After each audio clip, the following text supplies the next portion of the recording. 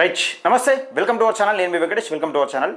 తెలంగాణ రాష్ట్ర వ్యాప్తంగా బీసీ ఉద్యమం తెరపైకి వచ్చిన నేపథ్యంలో తెలంగాణ రాష్ట్ర వ్యాప్తంగా బీసీ ఉద్యమం బలపడుతున్న నేపథ్యంలో బీసీలపైన అనేక మంది కుట్రలు జరుగుతాయని గతంలోనే చెప్పినాం. ఇక్కడ వట్టె జానన్న గురించి ఒక పీడీ యాక్ట్ పెట్టారు వట్టె జానన్న పైన.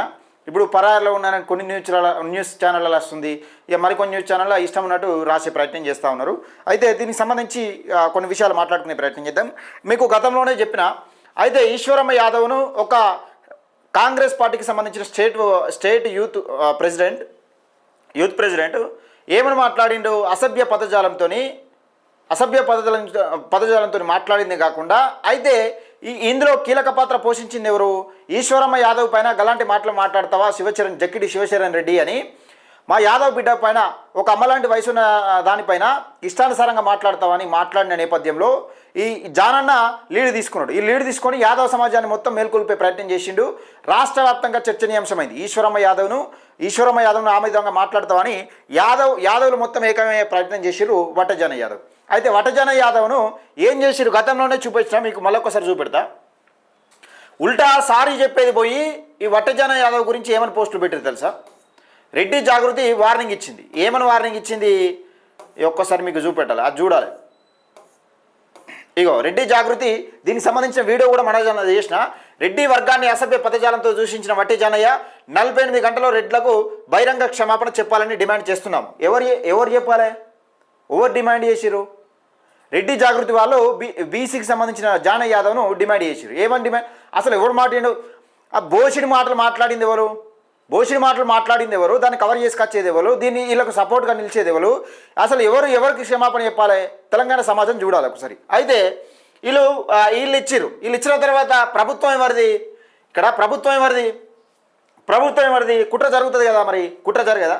ఒక బీసీలను చైతన్యవంత పరుస్తున్న వట్టజానను ఆ కుట్రలు ఇరికేపోతే ఎట్లుంటుంది? ఒకసారి దానికి సంబంధించిన వార్తనే తెలుసుకునే ప్రయత్నం చేద్దాం. అలాగే మనం సూర్యాపేట జిల్లాకు సంబంధించి జిల్లా అధ్యక్షుడు అంజనతో మాట్లాడే ప్రయత్నం చేద్దాం. ఒకసారి చూద్దాం. ఓర్వలేకపోతుండ్రు బీసీ నాయకత్వంపై పొలిటికల్ స్కెచ్, అగ్రవర్ణాల కుట్రలో భాగమే పీడీ యాక్ట్, అగ్రవర్ణ మిల్లర్లకు ఊరట, బీసీ నేతలపై పీడీ యాక్టా, వట్టెపై పీడీ యాక్ట్ పెట్టడంపై బగ్గుమన్న బీసీ సమాజం, సూర్యాపేటలో పొలిటికల్ గేమ్ షురు, వట్టె జానయ్య ఆర్థిక రాజకీయ మూలాలే లక్ష్యంగా దాడులు, రూపాయలు 100 కోట్ల బాకాయిలదారును వదిలేసి బీసీ నేతలపై కక్ష సాధింప, బీసీ రాజ్యాధికారం దిశగా ఎదుగుతుంటే తట్టుకోవట్లే, సూర్యాపేటలో గట్టి పోటీ భయంతోనే జానయ్యపై అక్రమ కేసులు, ఉమ్మడి జిల్లా వ్యాప్తంగా పెండింగ్ పడ్డ సీఎంఆర్ బాకీలు, అగ్రవర్ణ మిల్లులపై లేని పీడీ యాక్ట్ జానయ్యకే వర్తిస్తుందా, కొడుకు అరెస్టు, మిల్లులు సీజ్, చివరికి పీడీ యాక్ట్, రేవంత్ సర్కార్ వైఖరి, బీసీ వర్గాల తీవ్ర ఆగ్రహం. ఇక్కడ ఒక వట్టజానయ్య ఒక్కడే తప్పు చేసిండా? ఈ అగ్రవర్ణాల మిల్లులు లేవు. అసలు అగ్రవర్ణాల మిల్లులు ఎక్కువ ఉంటాయి, మన బీసీలే తక్కువ ఉంటాయి, చాలా తక్కువ ఉంటాయి. ఎక్కడన్నా చూడండి, రెడ్డి రావు వీళ్ళే ఉంటాయి. వీళ్ళకు మినహాయింపు ఇచ్చిరు. కేవలం బీసీ ఉద్యమాన్ని మోస్తున్నాడు అనే నేపథ్యంలోనే వట్టజానయ్యపై పీడీ యాక్ట్ పెట్టిన కొడుకును అరెస్ట్ చేసిరు. ఒకసారి చూసుకునే ప్రయత్నం చేద్దాం. ఎంత కుట్ర జరుగుతూ ఉందో ఒకసారి ఆలోచన చేసుకోవాలి. అగ్రవర్ణ మిల్లులకు ఒక న్యాయం, బీసీ వ్యాపారికి మరొక న్యాయమా? 1000 టన్నుల ప్రభుత్వం ధాన్యం పెండింగ్లో పెట్టిన బడ నేతలపై పీడీ యాక్ట్ నిబంధనలు వట్టె జానయ్య యాదవ్ విషయంలో అమల్లోకి వచ్చాయా అంటే అవుననే అంటున్నాయి. ఉమ్మడి నల్గొండ జిల్లాలోని బీసీ సంఘాలు సూర్యాపేట అసెంబ్లీ రేసులో తమ డిపాజిట్లు గల్లంత అవుతాయనే భయంతో అగ్రవర్ణ నాయకులు పన్నిన కుట్రలో భాగమే జానయ్య కొడుకు అరెస్టు, మిల్లులు సీజింగ్, పీడీ యాక్ట్ నమోదు, బీసీల ఆర్థిక మూలాలు దెబ్బతీస్తూ వారి నాయకత్వాన్ని అణిచివేయాలని చూస్తూ రేవంత్ సర్కార్ వైఖరిపై సూర్యాపేటతో పాటు ఉమ్మడి జిల్లా వ్యాప్తంగా బీసీ సమాజం బగ్గుమంటోంది. గతంలో ఎన్నడూ లేని విధంగా ఉమ్మడి నల్గొండ జిల్లా రాజకీయాల్లో అప్పుడు వట్టె జానయ్య యాదవ్పై పీడీ యాక్ట్ నమోదు వ్యవహారం అత్యంత తీవ్ర చర్చనీయాంశంగా మారింది. తెలంగాణ రాజ్యాధికార పార్టీ రాష్ట్ర ప్రధాన కార్యదర్శి, బీసీ వర్గాల ఆశాజ్యోతిగా ఎదుగుతున్న వట్టె జానయ్యపై రేవంత్ ప్రభుత్వం తీసుకున్న చర్యలు పక్కా రాజకీయ కక్ష సాధింపు చర్యలో భాగమేనన్న విమర్శలు వెలువెత్తుతున్నాయి. బీసీలు రాజ్యాధికారం దిశగా ఎదుగుతుంటే ఓర్వలేకనే ఈ కుట్రలు చేస్తున్నారంటూ ఉమ్మడి జిల్లా వ్యాప్తంగా బీసీ సమాజం బగ్గుమంటోంది. 100 కోట్ల బాకాయిలు ఉన్న మిల్లర్లను లేని నిబంధన జానయ్యకే వర్తిస్తాయని చెప్తా ఉన్నారు. ఇక్కడ ఒకసారి దానికి సంబంధించిన వార్త 2వ పేజీలో అవుతాం. రైట్, ఉమ్మడి నల్గొండ జిల్లా వ్యాప్తంగా కస్టమ్స్ మిల్లింగ్ రైసింగ్ సీఎంఆర్ ధాన్యం పెండింగ్ వ్యవహారం ఈనాటిది కాదు. దాదాపు 10 ఏళ్లుగా పలువురు బడా మిల్లర్లు వేలాది మెట్రిక్ టన్నుల ధాన్యాన్ని ప్రభుత్వానికి అప్పగించకుండా కాలయాపన చేస్తూ వస్తున్నారు. ఉమ్మడి జిల్లా వ్యాప్తంగా సుమారు 35 నుండి 40కి పైగా రైస్ మిల్లర్లు ప్రభుత్వానికి అందించాల్సిన సీఎంఆర్ రైస్ను బాకాయి పడ్డాయి. దాదాపుగా లక్షల మెట్రిక్ టన్నుల ధాన్యం పక్కదారి పట్టడం వల్ల ప్రభుత్వ ఖజానాకు 200 కోట్లు పైగా గండిపడింది. సూర్యాపేట జిల్లాలోని 200కు పైగా మిల్లులు పాత సీఎంఆర్ బియ్యాన్ని బకాయి పెట్టాయి. అలాగే ఉమ్మడి జిల్లాకు చెందిన కీలక మంత్రి ఉత్తమ్ కుమార్ రెడ్డి సొంత ఇలాకాలోనూ భారీగా సీఎంఆర్ ధాన్యం పెండింగ్లో ఉంది.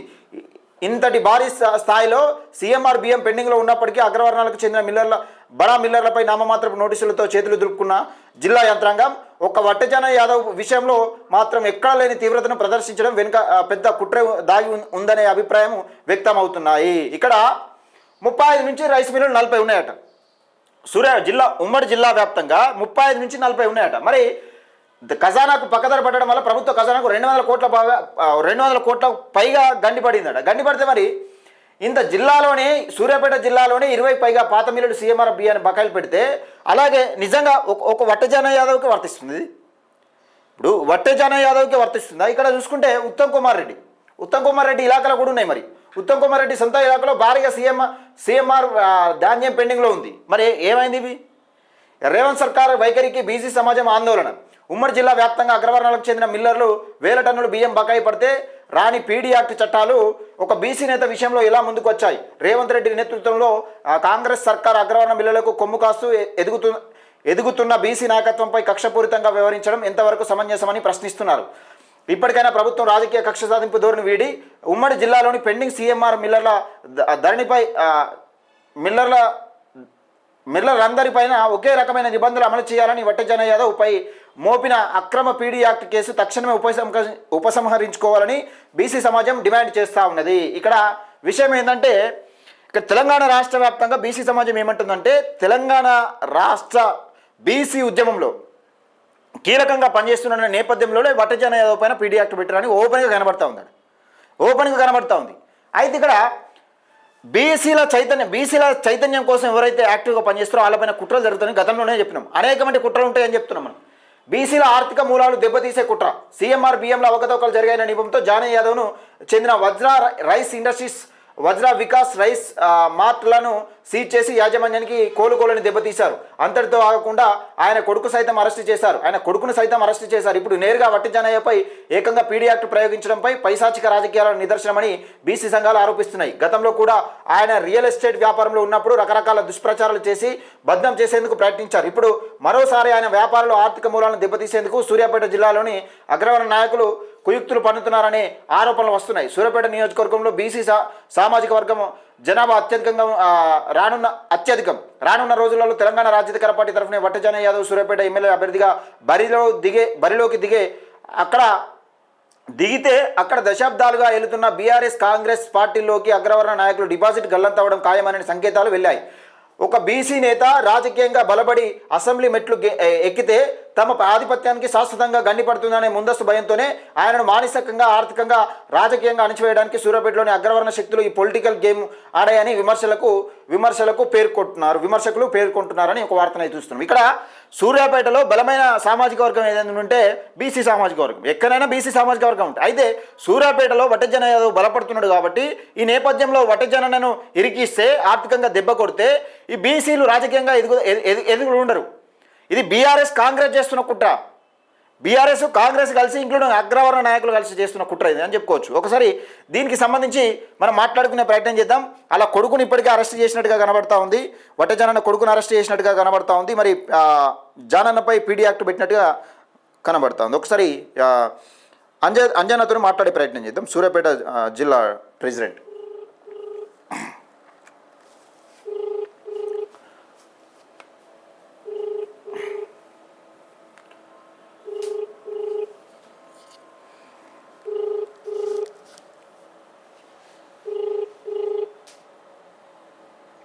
హలో నమస్కారం అన్న. నమస్తే. లైవ్లో ఉన్నా అన్న.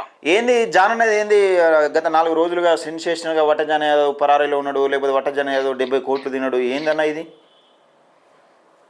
జానన్న బీసీలను చైతన్యం చేస్తున్న క్రమం లోపల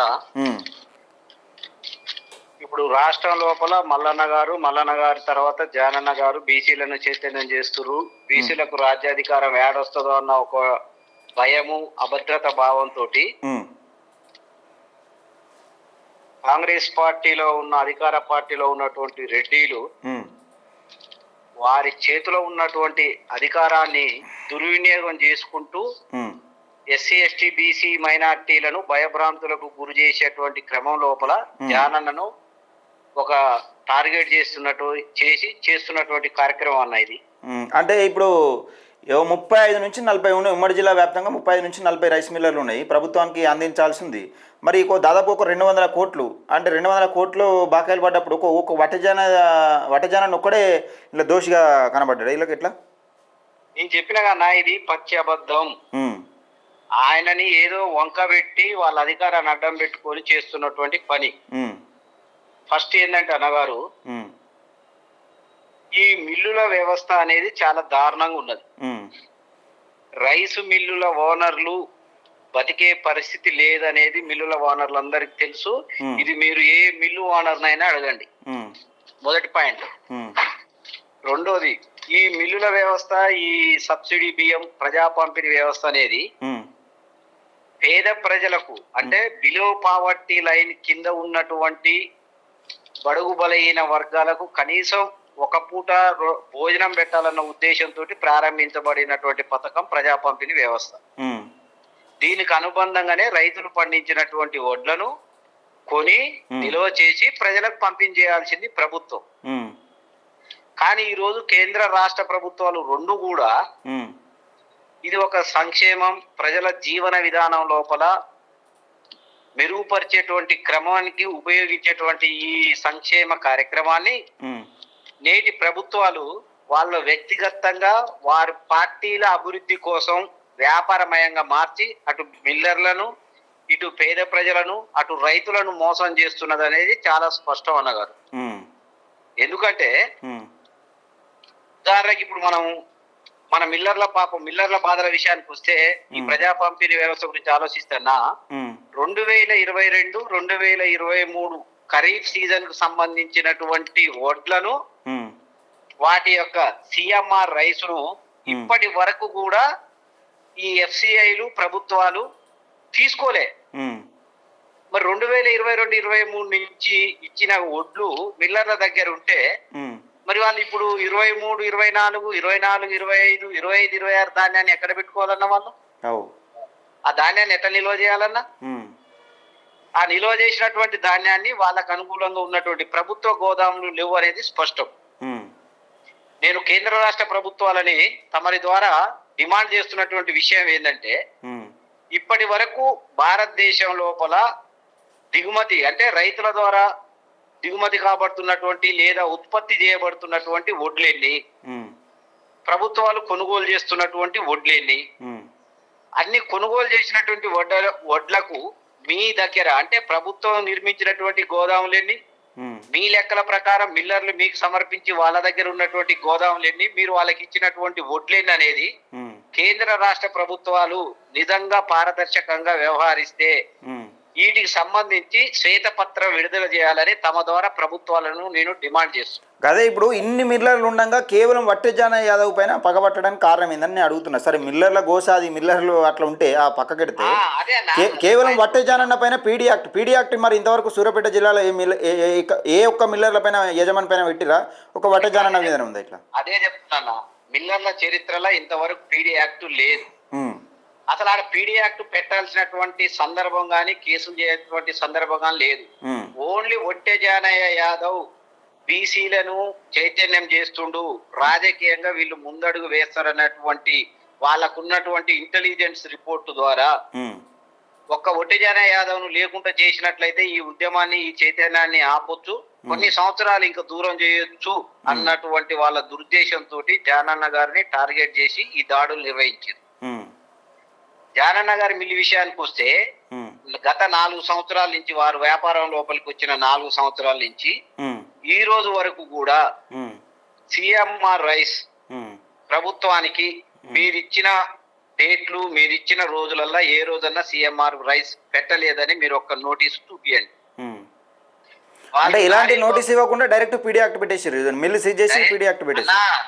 అదే చెప్తున్నా తమరికి, మిల్లులో వచ్చినటువంటి బియ్యాన్ని నీ ఎఫ్సిఐలకు పంపిస్తే 4-5 రోజులు లారీలను ఎఫ్సిఐ ముందల దిగుమతి చేసుకోవడానికి వాళ్లకు స్థలం లేక 4 రోజులు లారీలని ఎఫ్సిఐ ముందల పెట్టుకున్నటువంటి సందర్భాలు చాలా ఉన్నాయి. మరి మిల్లులోళ్ళు ఉన్న లారీలన్నిట్లా బియ్యం వేసి 4 రోజులు నీ ఎఫ్సిఐ ముందల పెడితే మరి ఆడిన మిల్లు ఆడుతుంది. వాళ్ళ కెపాసిటీ చాలా పెద్ద కెపాసిటీ. 4 రోజుల నుంచి వచ్చినటువంటి బియ్యం మళ్ళీ ఎటు పంపాలన్న వాళ్ళు? నువ్వు 80,000 మెట్రిక్ టన్నులు ఉన్న కెపాసిటీ ఉన్న మిల్లుకి 2,16,000 మెట్రిక్ టన్నుల వడ్లు ఇస్తావు నువ్వు. అంటే ఇప్పుడు జానన్న ఇస్తా అన్న మిల్లు నుంచి ఇస్తానా కానీ తీసుకోలేదా ఎఫ్సిఐలు? 100% తీసుకోలేదు. పంపిన లారీలను రోజుల తరబడి బియ్యాన్ని రోజుల తరబడి ఎఫ్సిఐ ముందల లారీలు పెట్టుకొని తీసుకొచ్చి మళ్ళా వెనకకు వచ్చినటువంటి సందర్భాలు కూడా ఉన్నాయి. అంటే ఇది కుట్రలో భాగంగా నిజంగా ఇది కావాలని కుట్ర చేసినట్టుగా కనబడుతుంది. చాలా స్పష్టమన్నా, మీరు అడగండి ప్రభుత్వాలని అధికారులను కూడా అవకాశం ఉంటే అడగండి. ఇప్పుడు రెగ్యులర్ గా అందరి మిల్లులోళ్ళు జానన్నతో సహా రెగ్యులర్ గా నీకు సిఎంఆర్ఎఫ్ రైస్ పంపితే నువ్వు దిగుమతి చేసుకునేటువంటి దమ్ము ప్రభుత్వం దగ్గర ఉన్నదా? రెండోదన్నా, మీకు ఇంకో తెలవని విషయం ఏంటంటే సూర్యాపేట జిల్లాలో ఒక్క జానన్న పైనే కేసులు కాలేదన్న. ఇదే విషయం పత్రికా మిత్రులు ఎందుకో దీన్ని తప్పు చేస్తున్నారు. సమాజంలో చాలా నమ్మకమైనటువంటివి చైతన్యం చేసేటువంటి పత్రికలు, మీడియా ఛానల్స్. అయితే మనోళ్ళు కూడా ఎందుకో కొంతమంది ఒక జానన్ననే చూపిస్తున్నారు అన్న. సూర్యాపేట జిల్లాలో ఇప్పటి వరకు 6 కేసులు అయితే 6 కేసులు అయితే 5 కేసులు పక్కన పెట్టి ఒక జానన్న కేసే చూపిస్తున్నారు. జానన్న పరారులో ఉండు, పీడీ యాక్ట్ అవుతుంది, అరెస్టు చేస్తున్నారు, రంగం సిద్ధం. ఎంత గుడ్డిగా ప్రవర్తిస్తున్నారు అంటే ఇక్కడ ఉన్నటువంటి పేపరు వాళ్ళు, మీడియా ఛానల్ వారు. మరి మిగతా 6 కేసుల గురించి ఎందుకు? అంటే జానన్న బీసీ ఉద్యమంలో కీలక పాత్ర పోషిస్తున్నాడు, తీర్మార్మలన అడుగుజాడలో నడుస్తున్నాడు. ముఖ్యంగా రాష్ట్ర వ్యాప్తంగా ఒక యాదవ సామాజిక వర్గాన్ని లేదా బీసీ సామాజిక వర్గాన్ని చైతన్యవంతపరచడంలో కీలక పాత్ర పోషిస్తున్న నేపథ్యంలో దీన్ని అందరికీ వట్టజానన్న మీదనే కన్నుపడ్డది. అది కాబట్టి మనోళ్ళు కూడా ఏమున్నారు, ఆ ప్రభుత్వము ఆ ఉన్నత వర్గాల మాయల లోపలనే పడి ఒట్టజాన యాదవ్ మిల్లు ఇట్లా చేయింది కేసులేనే అని చెప్తున్నారు. ఒట్టజాన యాదవ్ కంటే ఎక్కువ డిఫాల్ట్ ఉన్నాయి. ఒట్టజాన యాదవ్ మిల్లు డిఫాల్ట్ లో లేదు, ఇంతవరకు కేసు కాలే. మిగతా 6 కేసులైన మిల్లులు గతం లోపల కేసులైనవి, కోర్టుకు పోయిర్రు, ఆర్డర్ తెచ్చుకొని మళ్ళా వాళ్ళు సిఎంఆర్ కింద రైస్ పెట్టించుకుర్రు. వాళ్ళు బియ్యం పంపించేయలేదని ఇప్పుడు ఈ విజిలెన్స్ దాడు లోపల మిగతా 6 పైన కూడా కేసులైనవి. అవి మాత్రం వెలుగు లోపలికి రాకుండా ఆపుతూ. అంటే ఇక్కడ ఏంది, 2 విధాల లాభాలు. రెండోది ఏంది, ఎస్సీ ఎస్టీ బీసీ మైనారిటీలు ఐక్యం కావద్దు, దానికి ముఖ్య కారణం జానయ్య కాబట్టి వాడిని లేకుండా చేయాలన్నటువంటి దురుద్దేశం. రెండోది ఏంటిది, ఉన్నత వర్గాల కేసులైనా వాళ్ళని బెదిరించి వాళ్ళ దగ్గర నుంచి పైసలు తీసుకొని కాంగ్రెస్ ప్రభుత్వం తీసుకున్నటువంటి పైసలను ఢిల్లీకి మూటల రూపాయల లోపల పంపడం. ఇంత దుర్మార్గంగా ద్వంద్వనీతితోటి వ్యవహరిస్తున్నటువంటి ఈ ప్రభుత్వం, ఈ నియంత్రిత ప్రభుత్వం అందరూ గమనిస్తుందో. తెలంగాణ వ్యాప్తంగా ఉన్నటువంటి బీసీలందరూ, ఎస్సీ ఎస్టీ మైనార్టీలందరూ చైతన్యం అవుతురు. వీళ్ళు ఎంత దారుణంగా ఎంత దొంగ దెబ్బ తీస్తున్నారు అనేది గమనిస్తున్నారు. వారి ఊహించినటువంటి దెబ్బ జానన్న రూపం లోపల వీళ్లకు త్వరలోపల పడబోతుంది. దానికి వాళ్ళు తట్టుకోలేరన్న విషయాన్ని కూడా మేము స్పష్టంగా తెలియజేస్తున్నాం అన్నగారు తమరి ద్వారా. రైట్, ఓకే అన్న, థ్యాంక్ యూ అన్న, నమస్తే. ఇది ఈ జానన్నతో పాటు 5 పైన 6 పైన కేసులు అయినాయట. ఇక్కడ సూర్యాపేటలో కేవలం వట్టజాన యాదవ్ని ఫోకస్ చేసి చూపించడంలో కీలకంగా అంశం ఏంది ఇక్కడ క్లియర్ కనబడుతుంది కదా. వట్టజానన్న కీలకంగా బీసీ ఉద్యమంలో కీలకంగా పనిచేస్తున్నాడు, తీర్మార్మలను అడుగుజాడలు నడుస్తూ ఉన్నాడు, బీసీ సమాజాన్ని చైతన్యపరచడంలో కీలక పాత్ర పోషిస్తున్నాడు. నేను గతంలోనే చెప్పిన, అసలు ఎవరికి వార్నింగ్ ఇచ్చారు, ఎవరు బూతు పదాలు మాట్లాడారు, ఎవరిపైన బూతు పదాలు మాట్లాడారు, వాళ్ళని విడిచిపెట్టింది పోయి, వాళ్ళని విడిచిపెట్టి క్షమాపణ చెప్పాల్సింది పోయి, అంటే వాళ్ళని పట్టుకొని క్షమాపణ చెప్పించాల్సింది పోయి వట్టజానన్న ఖబర్దార్ రెడ్డిలకు క్షమాపణ చెప్పాలని చెప్తా ఉన్నాడు. అంటే రెడ్డిలు మాట్లాడిరా, ఇక్కడ బీసీ నాయకుడైన వట్టజాన యాదవ్ మాట్లాడిండా, ఎవరు మాట్లాడిరు, బోసిడి ముండా అని బోసిడి ముండా వచ్చి ఇక్కడ ఫ్లెక్సీలు కట్టుకుని ఒక ఫ్లెక్సీలో ఫోటోలు రానప్పుడే నువ్వు అంతా అదైపోయారు. అది ఇక్కడ విషయం, అది విషయం. వట్టజానన్న కీలక పాత్ర పోషిస్తున్నాడని సూర్యాపేటకు సంబంధించిన అగ్రవర్ణాలు మొత్తం ఏకమైపోయి బీసీ నాయకుల పైన కుట్ర పడుతూ ఉన్నారు. ఇది జరిగింది కథ. ఇక వట్టజాన యాదవ్ పరారి, ఇక కొందరు అయితే ఇక చాలా ప్రేమ ఒలకపోతూ ఉన్నారు. కానీ మీ ప్రేమ మొత్తం నాకు తెలిసే, మీ బాధ ఏంది, మీ కథ ఏంది అన్నది చాలా తెలిసే. మీది కూడా ఏదో ఒక రోజు మొత్తం బయటపడుతుంది. మీ ప్రేమ జానన్న మీద ఏదో ప్రేమ ఒలకపోసి దొంగ ప్రేమలు చూపించే ప్రయత్నం చేస్తూ ఉన్నారు కొందరు. కానీ కొన్ని మీడియా ఛానల్ కూడా ఇక మల్లన్న మీద ద్వేషం కక్కలేక, జానన్న మీద ద్వేషం కక్కలేక ప్రేమ ఒలకపోసినట్టు చూపెడతా ఉన్నారు. కానీ మలిసి పెట్టుకో, ఏం కాదు, దానికి ఏం ప్రాబ్లం లేదు. కానీ అయితే చాలా ప్రేమ ఉన్నది, మీ ప్రేమకు హ్యాండ్స్ అప్. నేను చెప్తా ఉన్నా, ఇక అది నాకు తెలుసు ఆ ప్రేమ ఏంది కథ ఏందనేది. కానీ ఇది వటజాన మీద జరుగుతున్న కుట్ర. దయచేసి బీసీ సమాజం మేల్కోవాలి. ఇప్పటికైనా అగ్రవర్ణాల రాజకీయానికి ముప్పొస్తుంటే ఏ పార్టీడైనా ఒకటే, ఈ రాసి పెట్టుకోరు. ఇక మీరు మన బీసీలందరం ఏకం కావాల్సిన సమయం ఆసన్నమైందని వాళ్ళు చెప్తా ఉన్నారు. కీలకంగా బీజేపీ అయినా, బీఆర్ఎస్ అయినా, కాంగ్రెస్ అయినా ఎవరైనా ఒక్కటవుతారు బీసీలను దొక్కతందుకు. ఇది పక్కా క్లియర్. దయచేసి మిత్రులారా, ఇది వీడియోని ఎక్కువ మందికి షేర్ చేసే ప్రయత్నం చేయండి. మన బీసీ సమాజం మేల్కోవాల్సిన అవసరం వచ్చింది. ఒక యాదవ్ బిడ్డ పైన పీడీ యాక్ట్ పెట్టే ప్రయత్నం చేసిర్రు, పీడీ యాక్ట్ పెట్టిరు. వటజాన కొడుకును కూడా అరెస్ట్ చేసిర్రు. ఇక సూర్యాపేట నుంచి ఇది జరుగుతూ ఉన్న సంఘటన. ఇక మీడియా మిత్రులు దయచేసి నిజాలను ప్రచారం చేయండి. నేను ఏమంటున్నా అంటే వటజానాన్ని ఒక్కడే తప్పు చేయలేడా, తప్పు చేసినాను కూడా అది కాదు, కానీ కేవలం వటజాన యాదవ్నే ఫోకస్ చేసి ఎందుకు చూపెడుతున్నారని అర్థం కాని పరిస్థితి. మరి ఇవరకు నోటీసులు లేవు, కేసులు లేవు, క్లియర్గా నడిపిస్తున్న నేపథ్యంలో ఈ ఒక్కసారిగా దడిల్మని ఏదో సునామచ్చి మీద పడ్డట్టు ఎందుకు ఎట్లా అవుతుందంటే క్లియర్గా తెలంగాణ సమాజానికి అర్థమవుతా ఉంది. రైట్ మిత్రులారా, వీడియోని కొంతమంది షేర్ చేయండి, లైక్ చేయండి, మన ఛానల్ని సబ్స్క్రైబ్ చేసుకోండి.